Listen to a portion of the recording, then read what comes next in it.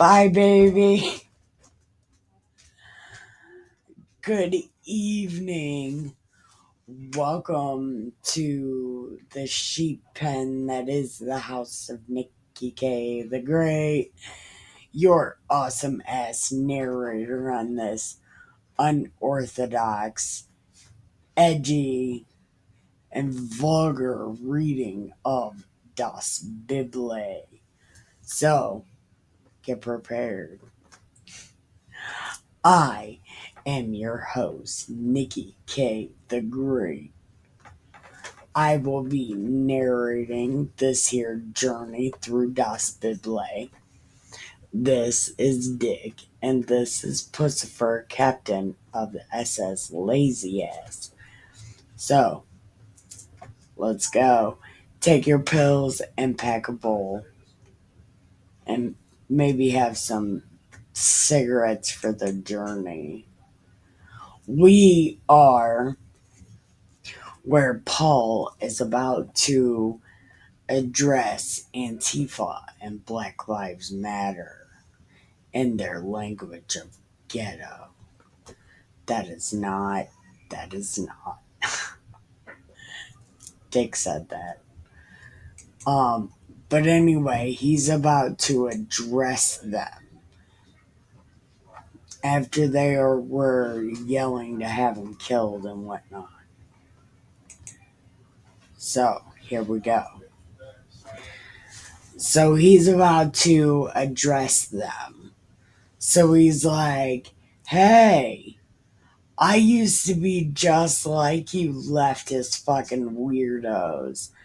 I used to revel in watching these people suffer. Right? And then I got red pilled. The wind kicked my ass. And then I was like, who are you? And he's like, I'm capital J. And I need you to do some shit. So you're gonna do some shit. So instead of locking these people up for no fucking reason, right, I joined them. And I am straight legit 100% used to be one of you guys. And there are people that'll tell you I even cussed out my own mom. Right? Okay.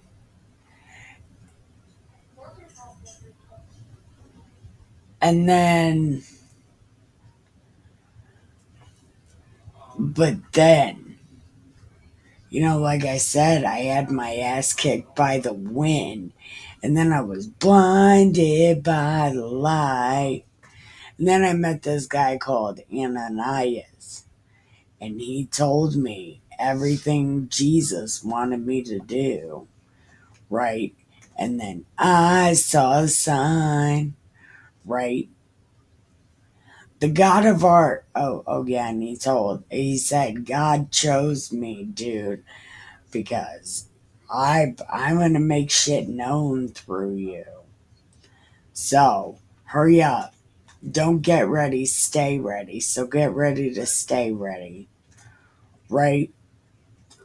And then I fell into a trance. I was praying, and then the trance is emotion.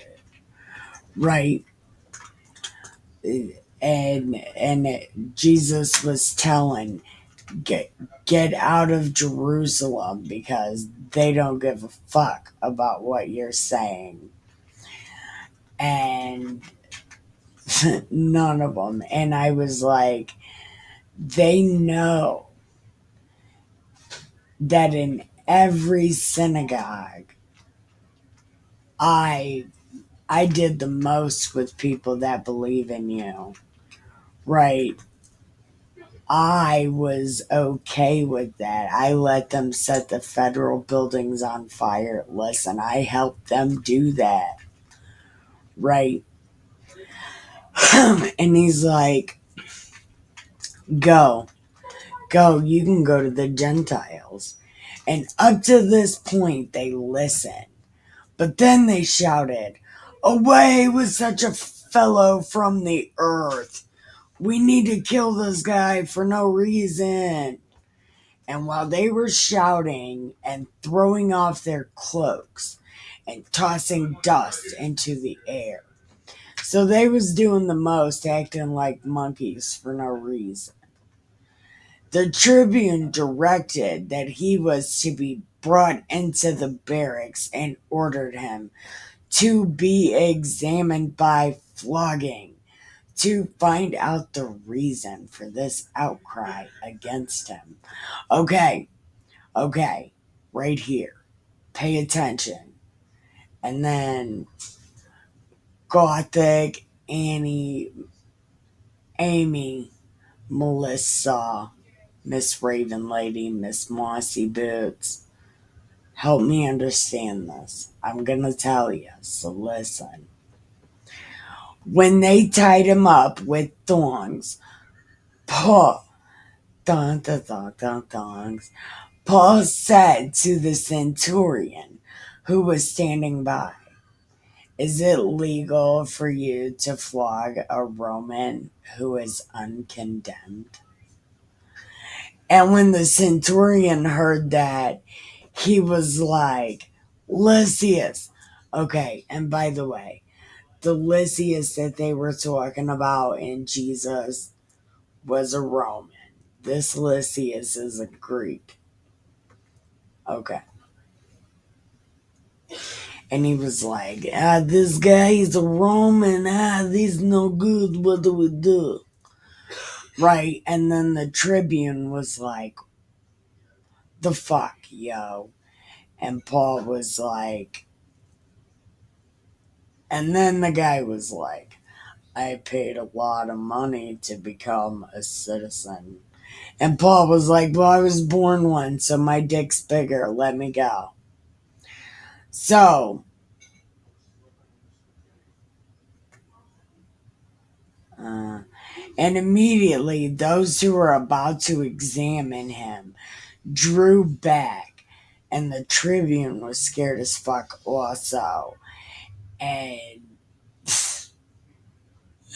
he realized Paul's dick was bigger and was like, "Yeah."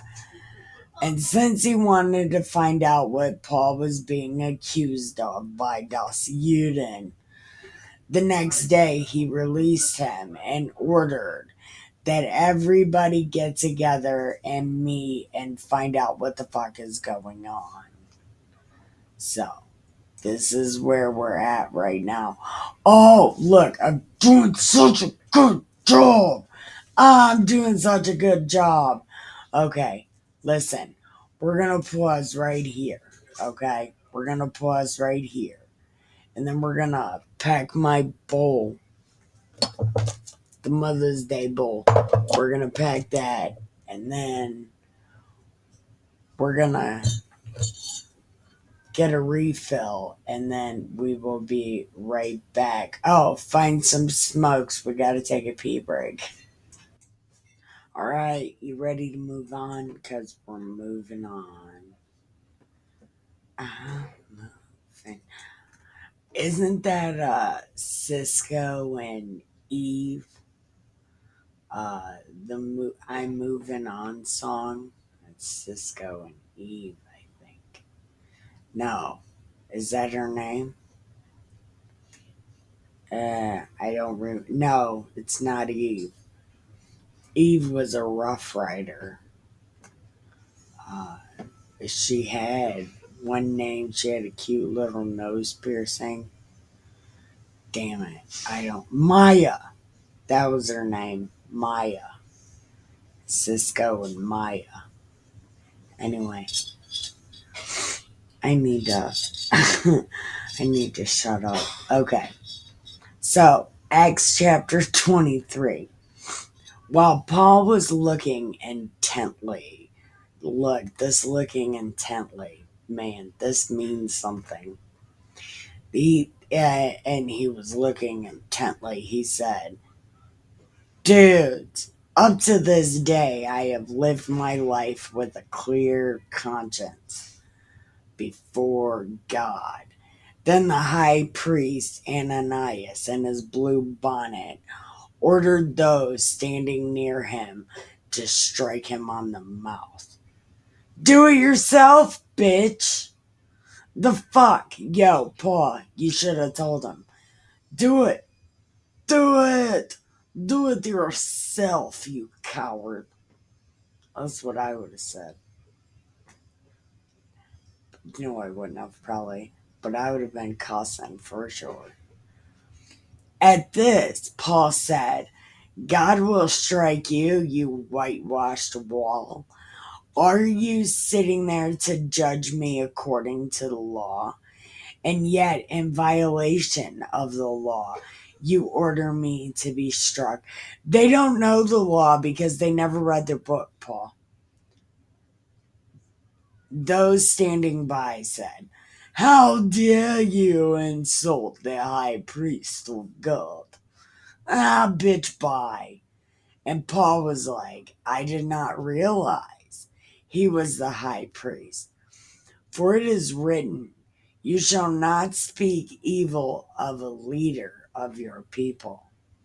When Paul noticed that some were Sadducees and other Pharisees, he called out in the council, Yo, I am a Pharisee, a son of a Pharisee. I am on trial concerning the hope of the resurrection of the dead. When he said this, a dissension began between the Pharisees and the Sadducees, and the assembly was divided. The Sadducees say there is no resurrection, angel, or spirit, but the Pharisee acknowledges all three. Then a great clamor arose, and a certain scribe of the Pharisees stood up and contended, We find nothing wrong with this man. What if a spirit or an angel has spoken to him? When the dissension became violent, the tribune, fearing they would tear Paul to pieces, ordered the soldiers to go down and take him by force and bring him to jail. That night the Lord stood near him and said, Keep those big balls. We got use for your big balls. Hang tough, right? Be like a New Kids on the Block. Hi, Supersonic. I need a spoon. I don't have any clean spoons. What about in the dishwasher?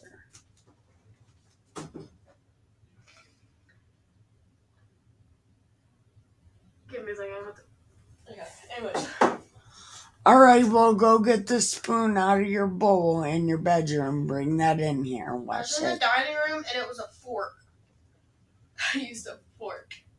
I didn't have any spoons. I was desperate. I was hungry. Oh my god. Hey, nobody said you couldn't use a fork.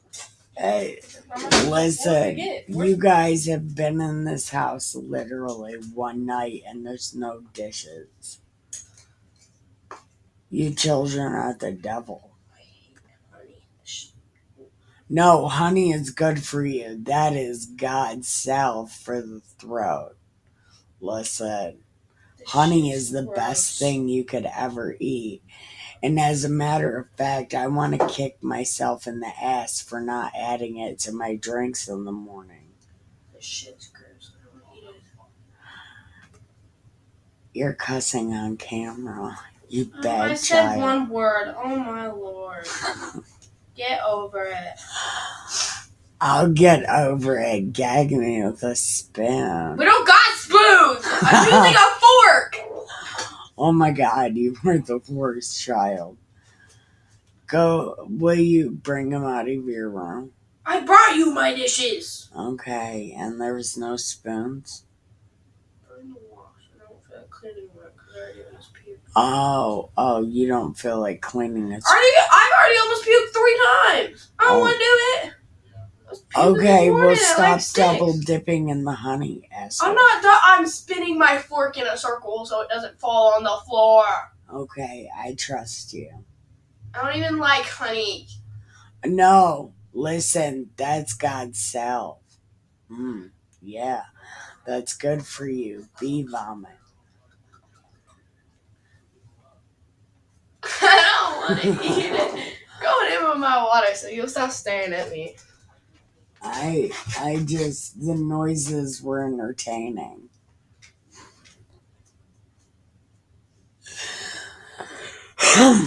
So God's telling, or Jesus is telling Paul, keep big balls, be like AC/DC. Okay? So he's like, keep big balls. Because just as you did here, you're about to do it in the place that you want to see. Now, you're going to see this place that you want to see. It's going to be fun.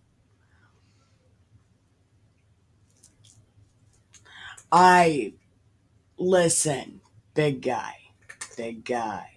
I'm going to say this only because it's written this way, and I'm wondering if the Jews didn't do this on purpose. It seems like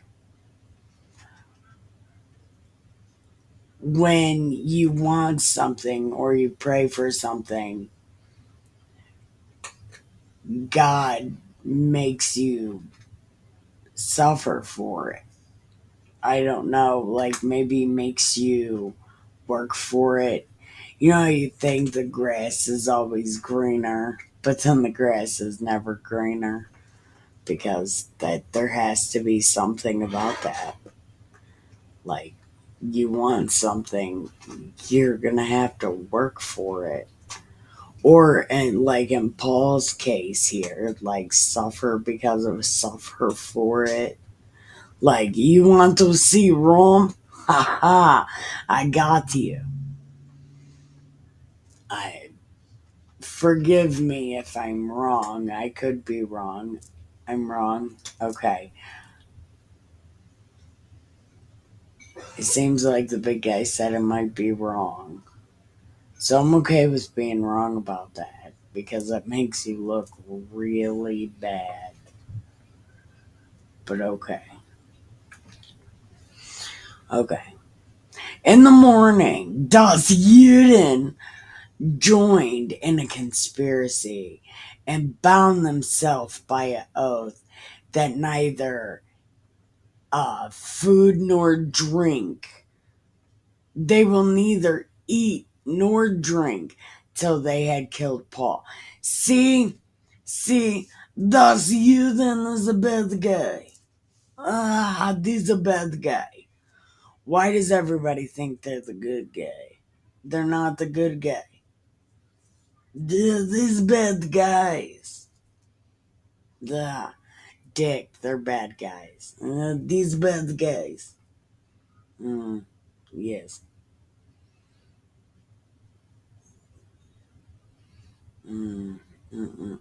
These bad guys. I don't.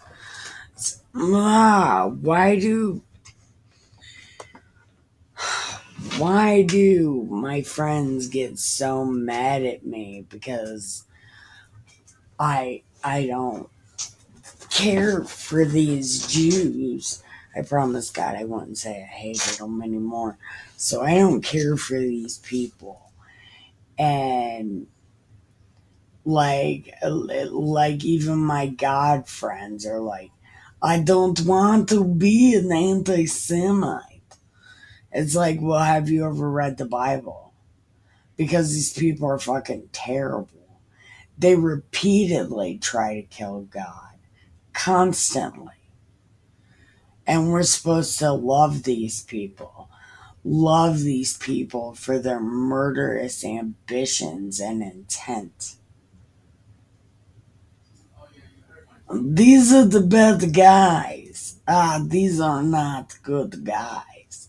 These are very, very bad guys. I do not like them. I do not like these bad guys. There were Morty. There were more than 40 who joined in this conspiracy. Look at the many bad guys. Oh, these nah, many snake Jews. Ugh. This is bad guys. They went to the chief priests and the elders. Look, even the big guys, the good guys, the big guys. These are bad guys. They're not good guys. And they said, we have strictly bound ourselves by oath to not do any food or any drinks until we killed Paul. So, okay. Now, then, you and the council must notify the tribune to bring him down to you on the pretext that you want to make a more thorough examination of his case. And we are ready to do away with him before he arrives. Now, the son of Paul's sister heard about the ambush. When did Paul's sister get there? He didn't say nothing about Paul's sister. Oh, Paul is the Pharisee, and no, because if he was a Pharisee in Jerusalem, they would know him. So he had to be a Pharisee somewhere else.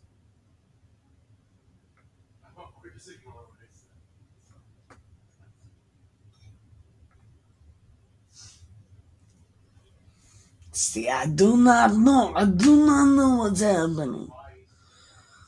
Okay.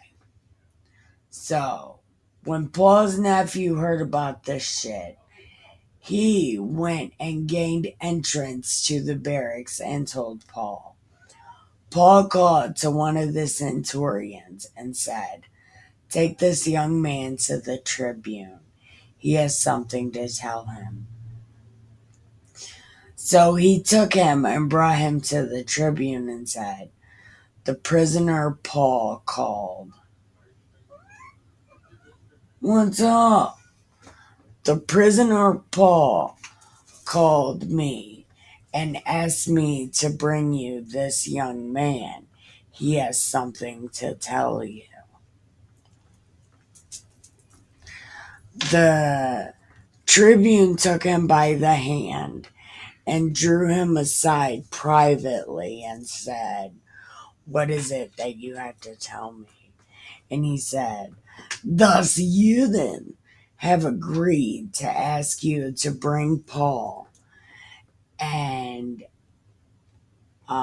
so they were going to bring Paul down tomorrow as though they were going to inquire more thoroughly into him. But do not be persuaded, for more than 40 of their men are lying in to ambush him. They have bound themselves by an oath neither to eat or drink until they have killed him. They are ready now and waiting for your consent. So the tribune dismissed the young man, ordering him to tell no one that you have informed me of this. Then he summoned 2 centurions and he said, get ready to leave by 9 o'clock tonight for Caesarea with 200 soldiers, 70 horsemen, and 200 spearmen. Also, provide mounts for Paul to ride and take him safely to Felix. He wrote a letter to this effect. Lysias to his excellency, the governor Felix. Greetings. This man was seized by Dasuden and was about to be killed. But when I had learned that he was a Roman citizen, I came with the guard and rescued him. Since I wanted to know the charge for which they have accused him, I had brought to their council. I found that he was accused concerning questions of their law, but was charged with nothing deserving death or imprisonment. When I was informed that there would be a plot against the man, I sent him to you at once, ordering his accusers also to state before you what they have against him. So the soldiers, according to their instructions, took Paul and brought him during the night to Antipatris. The next day they let the horsemen go while they returned to the barracks. When they came to Caesarea and delivered the letter to the governor, they presented Paul also before him. On reading the letter, he asked what province he belonged to. And when he learned he was from Cilicia, he said, I will give you a hearing when your accusers arrive. And then he ordered that Paul be kept under guard in Herod's headquarters. Dun dun dun. Where are we at? Oh, 26 minutes. Okay, we did pretty good, I suppose. I guess I'm staying within my 30-minute time. But I always go over. So I've been going under lately. So I've been doing a good job. You see, I don't talk so fucking much. Anyway, thank you for watching. I love you. And have the sweetest dreams ever. We're not giving nothing head and nothing ass. We're just gonna